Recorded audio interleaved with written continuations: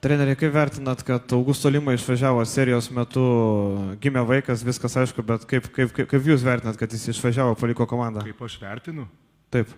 tai aš jam leidau išvažiuoti. Bet ar normalu, kad pusfinaliai išvažiuoja žaidėjas vis tiek? O tu turi vaikų. Tai kaip turėsi vaikų, jaunuolį suprasi. Nes čia yra maksimumas, ką žmogus gali patirti. Vau, geras klausimas tikrai. Tu galvoji, krepšinis yra svarbiausia gyvenime?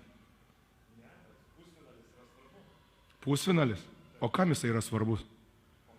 Kuriai? Tu matei kiek žiūrovų? Svarbu? Ar žmogui? Tai tu kaip vaiką pirmą savo pamatysi, tai tu suprasi, kas yra gyvenime svarbiausia. Ateik su manim pašnekėti tada. Nes nieko negali būti didingesnio pasaulyje kaip vaiko gimimas. Patikėk manim. Nei titulai, nei niekas. Augusto Lima yra dabar padangėse ant emocijų. Aš labai džiaugiuosi.